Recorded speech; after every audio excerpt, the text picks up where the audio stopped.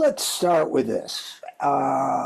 Oxfam International, which is, or Oxfam Organization, I'm not sure which subsidiary, routinely reports on global wealth inequality, and their reports, to put it mildly, don't get better over time. A new study that they have published shows that the richest 1% worldwide amassed $42 trillion in wealth over the last decade, which is nearly 34 times as much as the bottom half of the world's population, billions upon billions of people, according to their new analysis, which takes place just ahead of the third meeting of the finance ministers of the G20 in Brazil.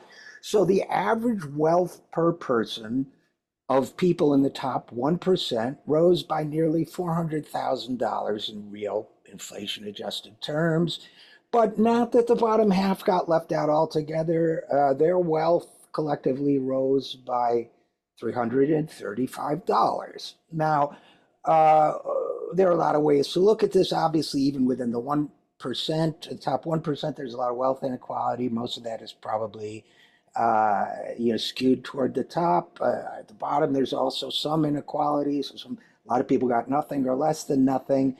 But overall, what does this tell us about world inequality, you think? Well, it tells you, in my mind, that the capitalist system, which when it broke through to replace feudalism, had on many of its banners things like liberty, equality, fraternity, democracy, but equality was always a part of it. And yet the capitalist system, more now than ever, has shown itself to be an engine of inequality and an engine that continues to deepen the inequality that we live with literally year by year. That Oxfam report is about the last decades.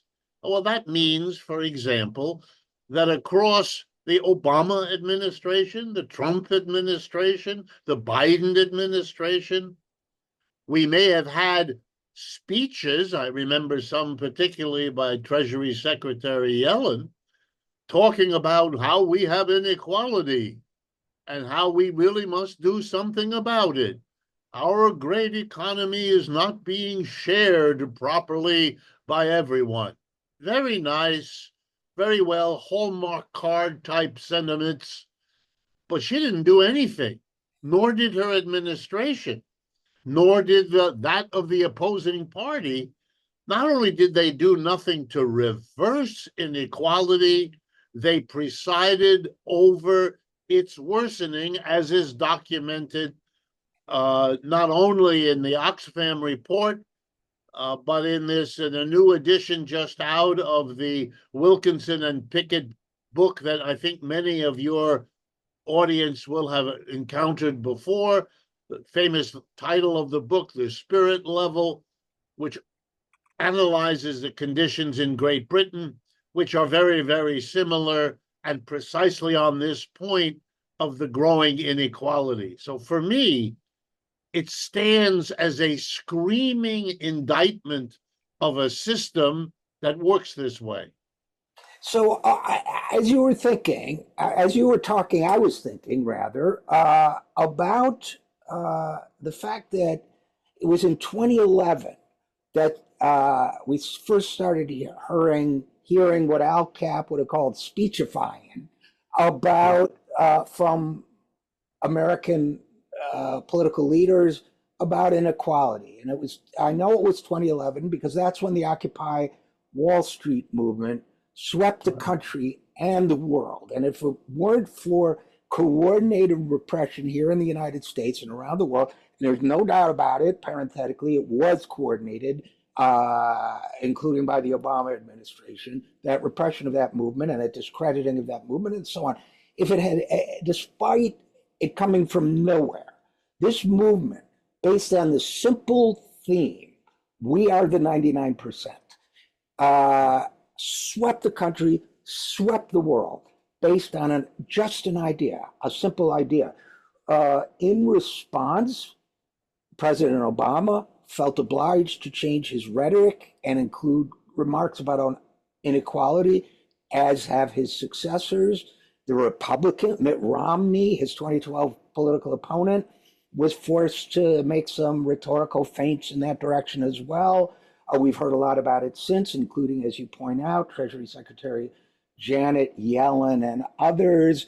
It's become a kind of station of the political cross for at least some American politicians and politicians worldwide to address the question of inequality. But that was 13 years ago. And the Oxfam report covers the last 10 years, which means, in a nutshell, all talk, no action. And it strikes me that part of the problem may lie in very fundamental issues. I mean, you have a reputation for criticizing capitalism. You have a new book out about capitalism, but here's where I guess I come down. I mean, let's start big picture, and then we can go wherever we want. Here's where I come down on the whole capitalism question. There is, as you know better than I, now over a century of not only theory, but practical application of something called regulated capitalism. Kind of Keynesian, we will take this engine for what is perceived by its advocates as good, growth, and so on, but we have to regulate it or terrible things happen in terms of runaway inequality and pillaging of the environment, et cetera, et cetera, et cetera. Okay. But my sense, observing the last 20, 30 years, is that part of what this tells me, or tends to affirm for me, is that may not be, people say, well, a different form of government is a dream. Well, the dream may be the concept of regulated capitalism, because what I'm seeing is that the forces behind capital acquisition are so great, and they are so self-reinforcing. It's like a black hole in astronomy, right? Where as it grows bigger, the gravitational force grows greater, and more things fall into it, which makes it grow bigger, which it's cyclical. And I'm starting to think that the problem with regulated capitalism is that as soon as people start amassing large amounts of money, they use those large amounts of money to amass more power, more money, and therefore it's a universe filled with black holes, and planets can't form and can't survive. So I'm wondering if there isn't a lesson in all this, either that the rhetoric is all I better note the time because we'll have to bleep out his rhetoric is all just simply bullshit and meant to be, or regulated capitalism is an unachievable fantasy. It's got to be at least one of those things, maybe both. What do you think? I think it's both. I think nicely put. I think you lay it out. For me, when I try to teach it, I try to explain that if you take a step back, don't be caught up in the details, I say to people, of economics, mostly nonsense anyway. Take a step back, be a thoughtful person. If you have a society which regularly gives a disproportionate amount of wealth to a small group of its people and has the vast majority living with that small group and therefore in a position to see literally every day what differentiates them from us, you're putting the rich, the 1%, the top 5%, whatever it is, you're putting them in a very difficult, dangerous position. And you can't assume that they're stupid. So they're going to realize, uh-oh, we're in danger. And where does the danger go? Well, in our kinds of societies, given that we have universal suffrage, we've given people a vote. Okay, we now have a problem that the majority can use their power, the vote, to undo our disproportionate wealth. It's quite easy to do that with taxes, with regulations, and that's not the difficulty. Good, smart people, John Maynard Keynes and many, many others, have come up with many proposals. Thomas Piketty and his recent work, full of proposals. They would work, they would do the job. So we don't lack the tools. We don't lack the know-how. What do we lack? Well, we lack what the people at the top also figured out. You have to, and I'm going to use the lingo that exists for this, you have to capture the regulator. You have to make sure that the regulator can sit there, can have the appropriate tie and jacket, the appropriate educational quality. Who cares? As long as they don't bother you, as long as you can work with them, through them, and on occasionally get the courts, which you have similarly captured. And so you have an apparatus to let off some steam. People can file lawsuits. People can appeal to the regulator. We can have, I've participated. Every one of the 50 states, for example, has a utility commission to control the rates that electric companies and water companies can charge us because they have monopolies. What are we going to do? No electricity, no water. So they're commissioned to make sure that they don't abuse their monopoly. Well, of course they abuse it.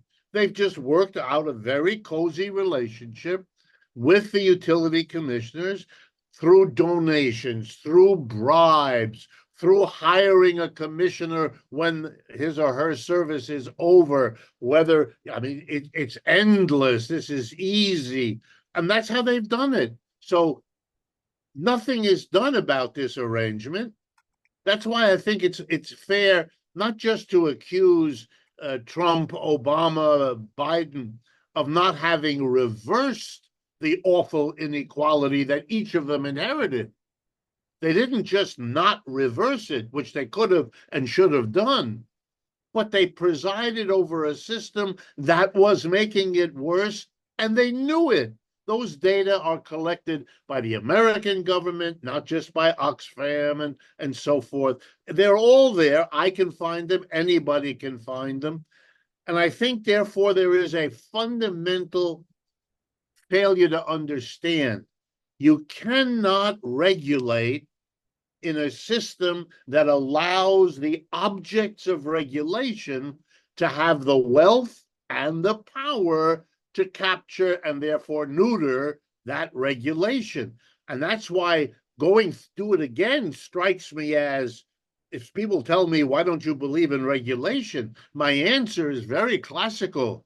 We've been there. We've done that. It does not work.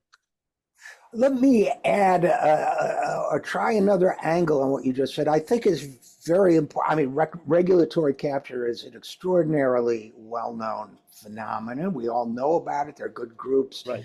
dedicated to tracking it. But here's, fighting it is better than not fighting it, I guess. But here's another reason, another way that I think the regulation model fails us in the long run. It is another extension of the failure of the economic worldview, if I may, given that you're an economist, which is it's one-dimensional in a multi-dimensional world. And what I mean by that is you gave the excellent example, utilities where that are regulated by commissions that set their rates. And what jumped to mind immediately for me was PG&E in California. Okay, PG&E is regulated for its rates, but what is not regulated, either because of legislation or because of mindset, probably both, is PG&E's social responsibility. So, for example, they can keep rates at a semi-acceptable level by shortchanging the public on investment in infrastructure, which is precisely what they've done. They can keep rates at an acceptable level, to at least to the regulators, by failing to protect the environment from horrifying forest fires, wildfires, which they have done to massively detrimental effect to the environment of California and the health of Californians and the property of Californians. So is it regulated?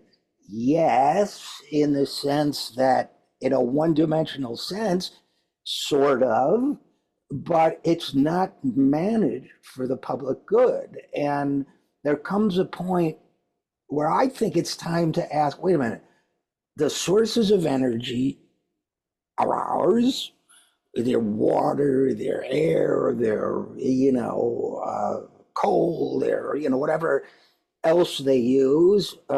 So they're the interior structure of atoms, which is not, no one can own, the weak and strong spin of subatomic particles or whatever. So it's all stuff that we own.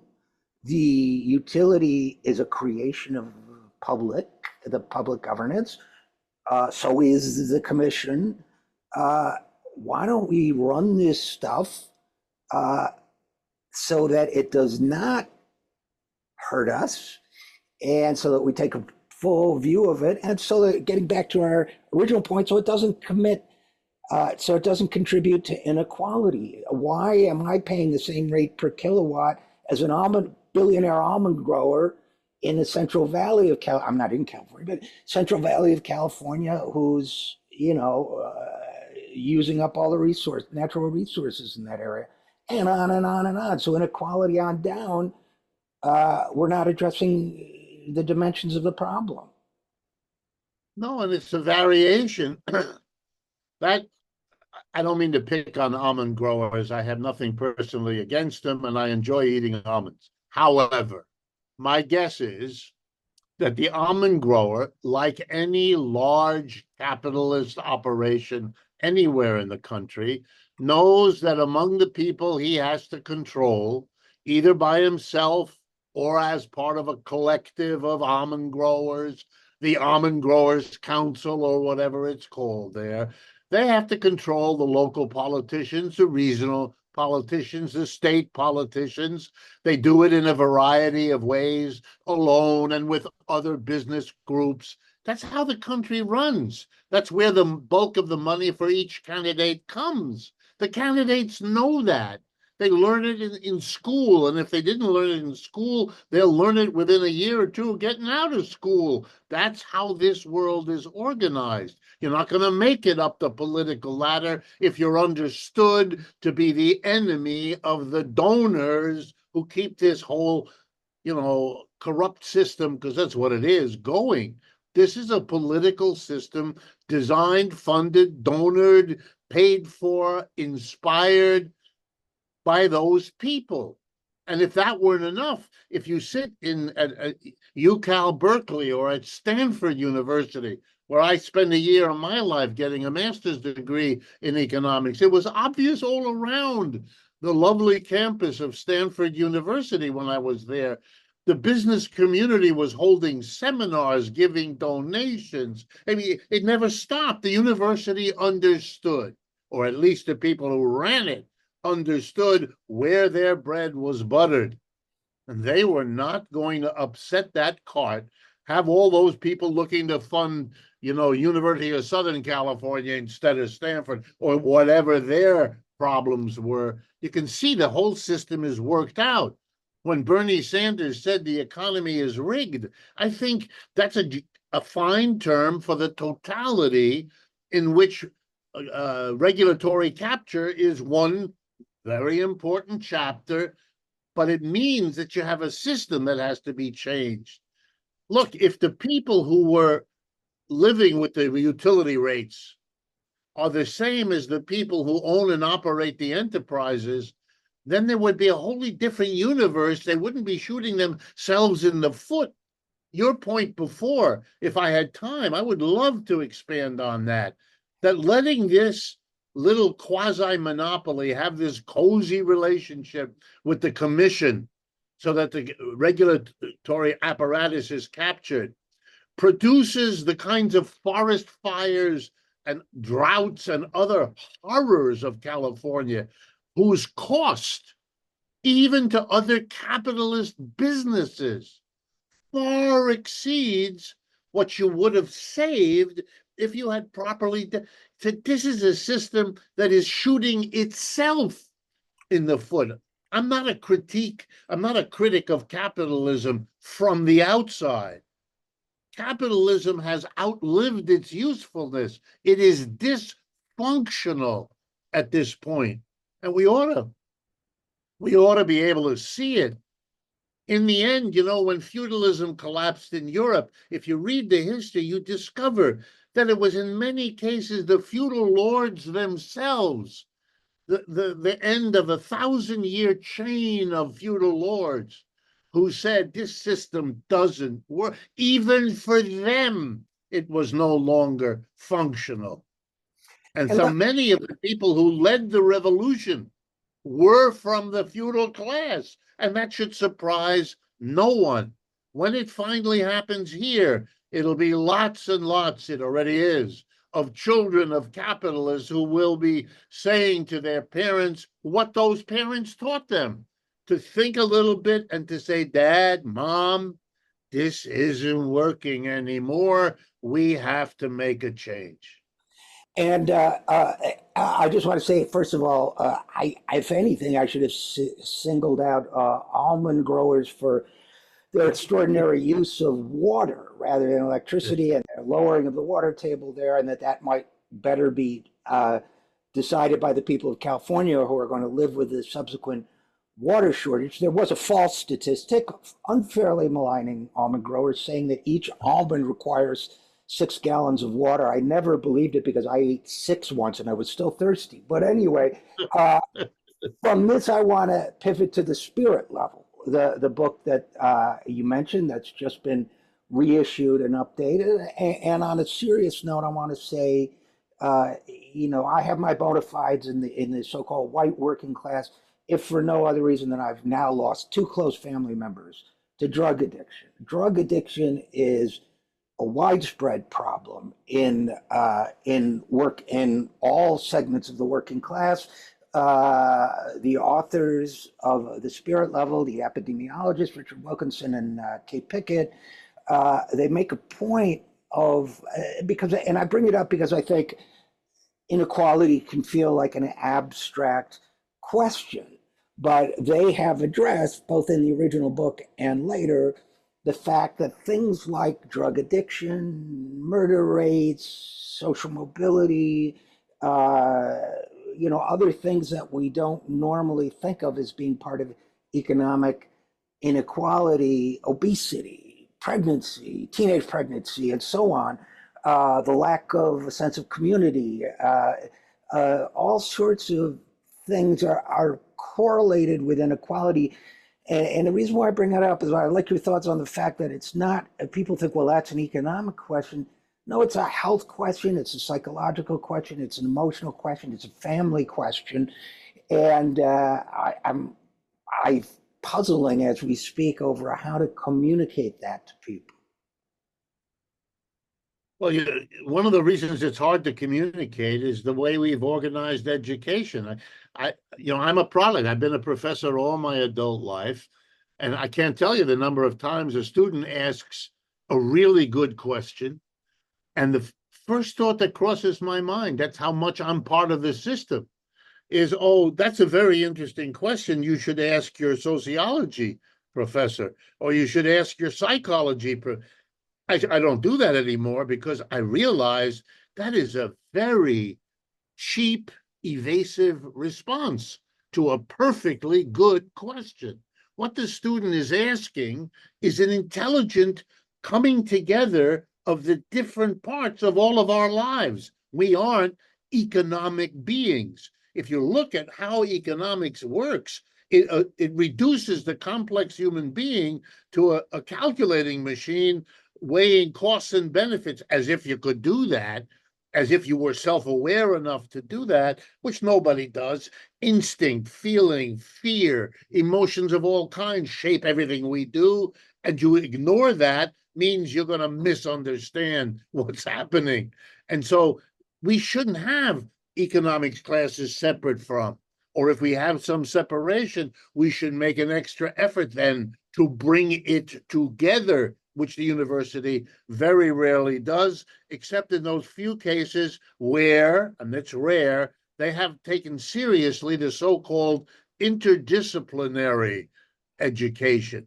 That's a vague, inadequate recognition of the terrible miseducation that the non-integrated, the non-inter is the reality. And so young people, and of course, when they get older, they don't know how to put the different pieces together. Everything seems abstract because in a way, almost everything is abstracted from its context and very little attention given to how to put the abstracted pieces back together in their interaction, because that's how they really exist in the world that we live in. It's a very, very serious problem, and it afflicts the attempt to criticize capitalism, because it is yes, it's a particular way of organizing the economy, but by that fact, it is a participant in shaping everything else and is shaped by everything else.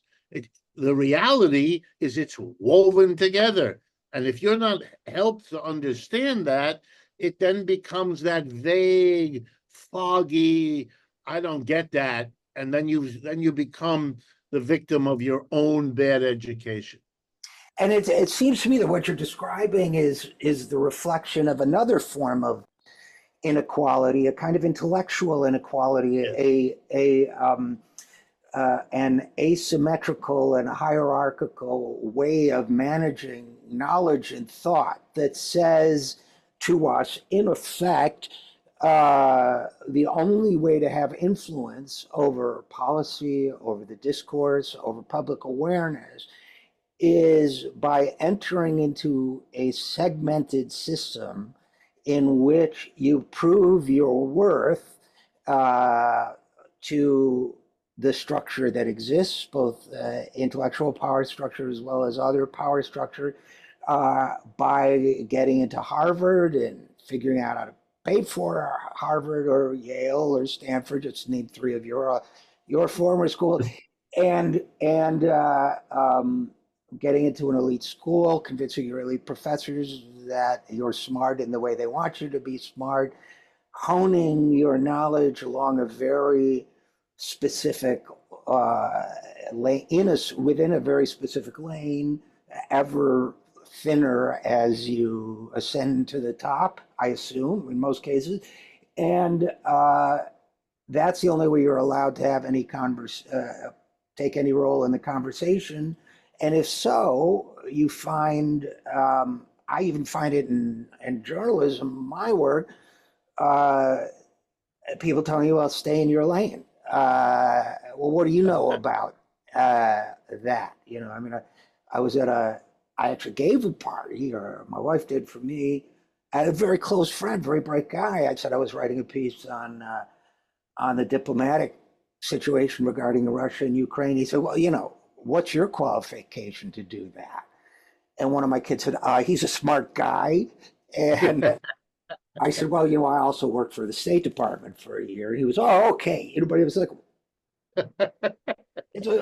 wait a minute, you know, whatever happened to, you know, the overview, you know, integrators, synthesizers, you know, one definition of intelligence is the ability to synthesize and combine different seemingly disparate ideas into a new composite or whole, you know, but the power structure keeps not only us, but our thinking divided and unequal.